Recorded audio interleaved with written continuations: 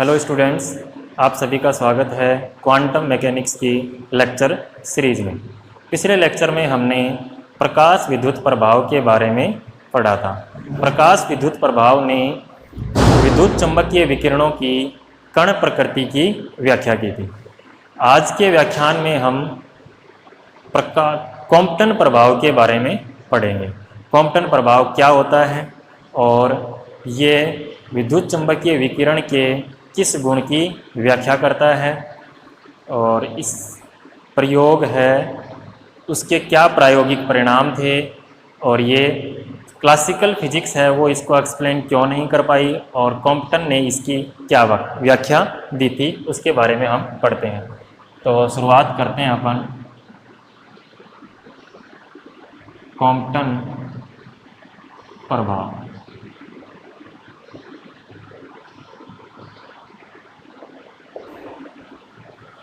Compton प्रभाव है वो विकिरण की कण प्रकृति की व्याख्या करता है। 1923 में कॉम्पटन ने एक एक्सपेरिमेंट किया था।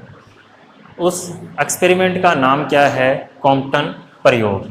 इसमें उन्होंने क्या किया, एक ग्रेफाइट का ब्लॉक लिया। क्या लिया? ग्रेफाइट का ब्लॉक लिया और एक लिया उन्होंने मोनोक्रोमेटिक एक्सरेज का सोर्स लिया।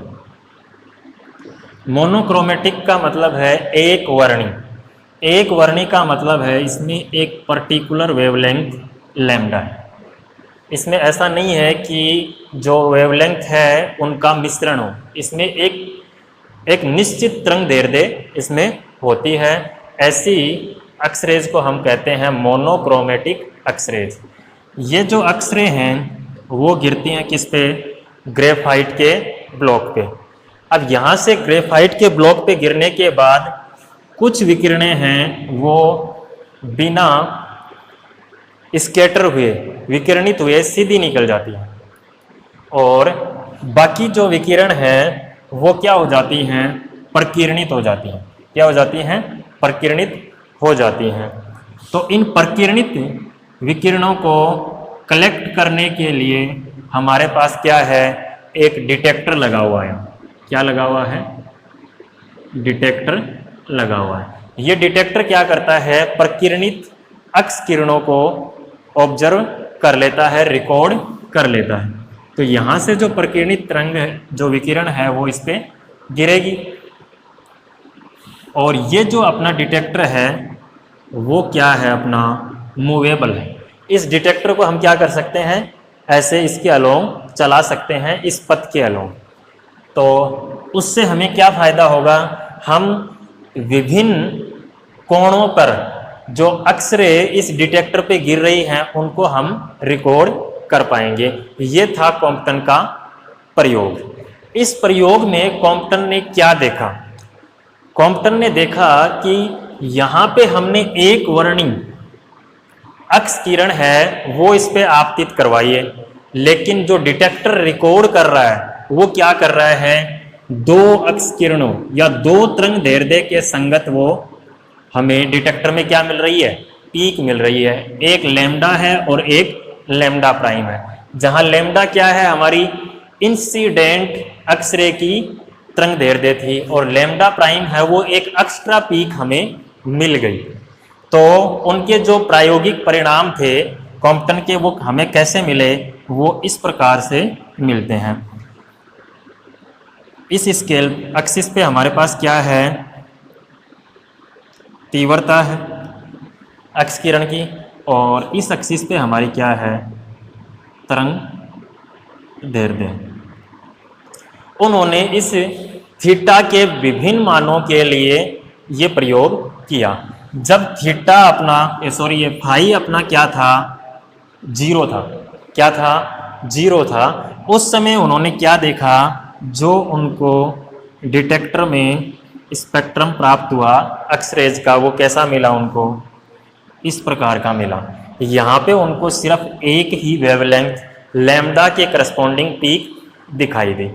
जब उन्होंने इस फाई का मान चेंज किया, क्या किया, इस फाई का मान चेंज किया, तो इस एक्सिस पे इंटेंसिटी है, इधर अपना लैम्डा है, वेवलेंथ। तो उन्होंने क्या देखा, जब फाई की वैल्यू उन्होंने 45 डिग्री कर दी, उस समय जो स्पेक्ट्रम है वो कुछ इस प्रकार का उनको मिला, जहाँ ये क्या थी, लैम्डा थी, और ये क्या थी, लैम्डा प्राइम थी। फिर उन्होंने फिर चेंज कर दिया कोण, अब उन्होंने ले लिया phi is equal to 90 degree.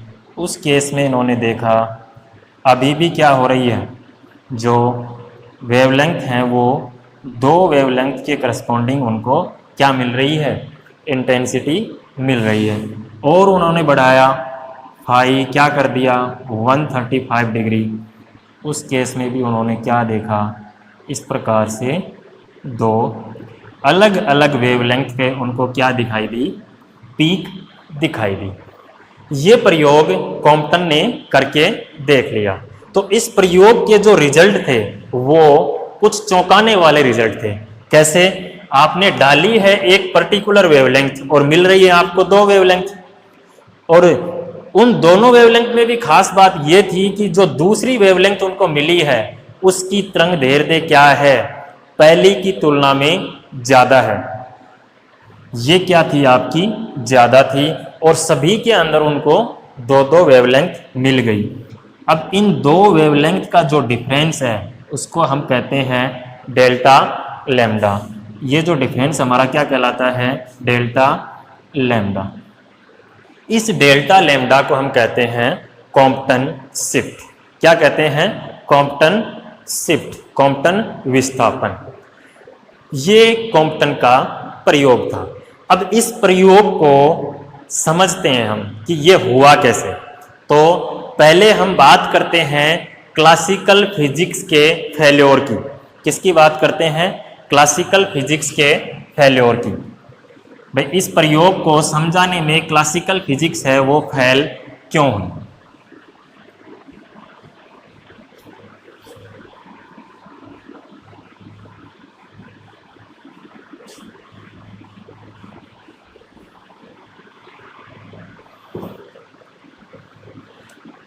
Failure of classical physics,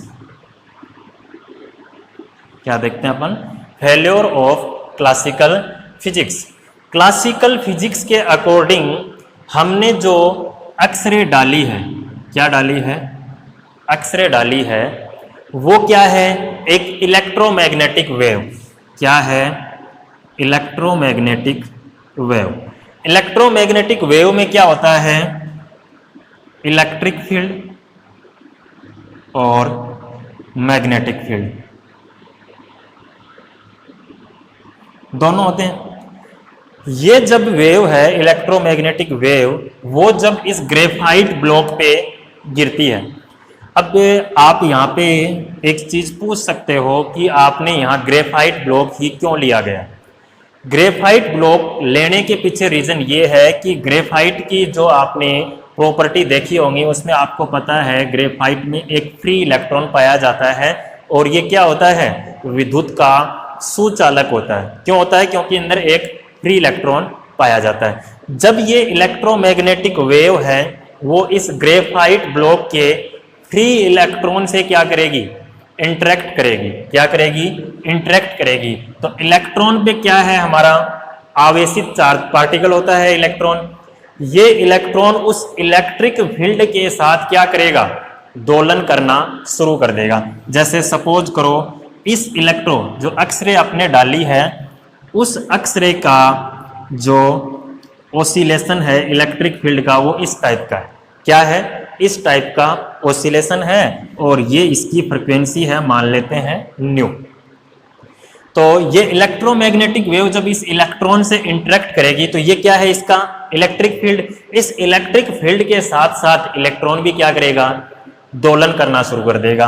क्योंकि इलेक्ट्रॉन पे आवेश कैसा होता है, नेगेटिव होता है, तो ये क्या करेगा, अगर इसका दोलन पॉजिटिव है तो उसका दोलन क्या हो जाएगा, नेगेटिव हो जाएगा और इस टाइप से ये क्या कर देगा, दोलन स्टार्ट कर देगा। कौन? इलेक्ट्रॉन। ये क्या है? इलेक्ट्रिक फील्ड किसका? इलेक्ट्रोमैग्नेटिक वेव का। और ये क्या है? इलेक्ट्रॉन का दोलन।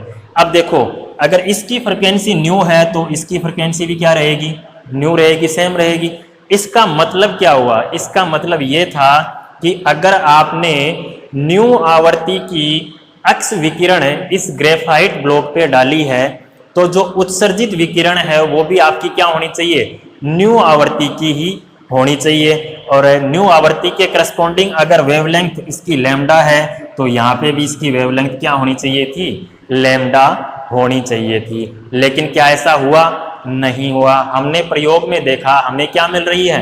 दो तरंग दैर्ध्य मिल रही है, एक लैम्डा मिल रही है और एक लैम्डा प्राइम मिल रही है। तो इस प्रकार क्लासिकल फिजिक्स क्या हो जाती है? कॉम्पटन के जो परिणाम थे उनको समझाने में फेल हो जाती है। क्या हो जाती है? फेल हो जाती है। तो अब कॉम्पटन ने क्या किया? ये क्लासिकल फिजिक्स थी। कॉम्पटन ने प्लांक की क्वांटम थ्योरी यूज करते हुए इन रिजल्ट्स को क्या कर दिया? एक्सप्लेन कर दिया। तो वो रिजल्ट हम देख लेते हैं अब।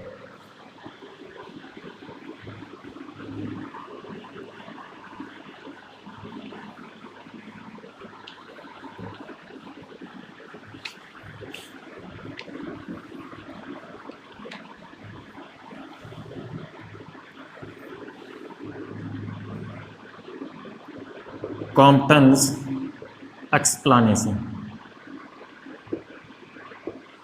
कॉम्पटन ने इसको कैसे एक्सप्लेन किया? तो कॉम्पटन ने जो विद्युत चुंबकीय विकिरण हैं उनको क्या माना? फोटोन माना। प्लांक की क्वांटम थ्योरी क्या कहती है? इलेक्ट्रोमैग्नेटिक वेव है वो किसी मैटर से जब इंटरेक्ट करती है तो किस रूप में इंटरेक्ट करती है? एक फोटोन के रूप में इंटरेक्ट करती है। अर्थात इस इलेक्ट्रोमैग्नेटिक वेव की ऊर्जा E है वो क्या होगी? क्वांटाइज्ड होगी। क्या होगी? क्वांटाइज्ड होगी। तो इसको एक्सप्लेन करने के लिए कॉम्पटन ने मान लिया जो एक्स रे इस ग्रेफाइट ब्लॉक पे गिर रही है उसकी एनर्जी कितनी है? E is equal to H nu energy है। अगर ये फोटोन है वो उस इलेक्ट्रॉन से क्या करता है? क्रिया करता है, इंटरेक्ट करेगा। तो क्या करेगा? कुछ एनर्जी इलेक्ट्रॉन को ट्रांसफर कर देगा। क्या कर देगा? इसके पास जितनी एनर्जी है उसमें से कुछ एनर्जी क्या कर देगा? इलेक्ट्रॉन को ट्रांसफर कर देगा। तो कुछ एनर्जी इसने ट्रांसफर कर दी तो अब इसकी एनर्जी क्या हो जाएगी? कम हो जाएगी। वो एनर्जी हम मान लेते हैं इसकी क्या हो गई? एच न्यू प्राइम हो गई। और इस एनर्जी के करस्पॉन्डिंग फोटोन हमें क्या मिल रहा है? डिटेक्टर में मिल रहा है। कहने का मतलब क्या हुआ? क्वांटम प्लांक की क्वांटम थ्योरी के अकॉर्डिंग हमें मिल रहा है इंसिडेंस फोटोन। जो फोटोन गिर रहा था उसकी आवर्ती न्यू थी और जो स्कैटर्ड फोटोन है उसकी आवर्ती हमें क्या मिलेगी? New prime. क्या मिलेगी? New prime. और हमने देख लिया है कि ये एनर्जी क्या है? पहले की तुलना में कम है। क्यों है? क्योंकि कुछ एनर्जी इलेक्ट्रॉन लेके चला गया। इस प्रकार हम कह सकते हैं new is less than new is greater than new prime. अर्थात जो स्कैटर्ड फोटोन है उसकी आवर्ती क्या है? इंसिडेंट फोटोन की आवर्ती की तुलना में कम है। अर्थात जो आपतित फोटोन था उसकी आवर्ती है वो प्रकीर्णित फोटोन की तुलना में क्या है? ज्यादा है। तो इस आधार पे हम कह सकते हैं कि आवर्ती है वो लैम्डा पे कैसे डिपेंड करती है? क्योंकि न्यू इज इक्वल टू क्या होता है? C upon lambda. तो यहां से मैं लिख सकता हूं क्या? C upon lambda greater than C upon lambda prime. दोनों में क्या है? C ऊपर, C इसमें भी है, C इसमें भी है। इस आधार पे मैं कह सकता हूं क्या? 1 upon lambda greater than 1 upon lambda prime. अगर इनको मैं इनवर्स करता हूं, क्या करता हूं? इनवर्स करता हूं तो मेरे को क्या मिल जाएगा? Lambda is less than lambda prime. अर्थात जो प्रकीर्णित फोटोन है उसकी तरंग दैर्ध्य हमें क्या मिलेगी, आपतित फोटोन से ज़्यादा। यही आपने प्रयोग में भी देखा था, आपने जो ग्राफ प्लॉट किया था उस ग्राफ में आपने देखा था ये लैम्डा था और ये क्या था आपका लैम्डा प्राइम। लैम्डा प्राइम क्या था आपका ज़्यादा था और लैम्डा क्या था कम था। यही हमें देखने को मिल रहा है। तो इस प्रकार से कॉम्पटन ने अपने प्रभाव का एक्सप्लेनेशन दे दिया, अर्थात स्पष्टीकरण उन्होंने दिया। यह है हमारा कॉम्पटन का प्रयोग। अब हमें चाहिए ये जो शिफ्ट है कि हमारी जो प्रकीर्णित फोटोन है उसमें कितना शिफ्ट आ गया, वो कितना था डेल्टा लैम्डा, वो हमें क्या करना है फाइंड आउट करना है। तो जल्द ही मिलते हैं नेक्स्ट वीडियो में इस डेल्टा लैम्डा के साथ।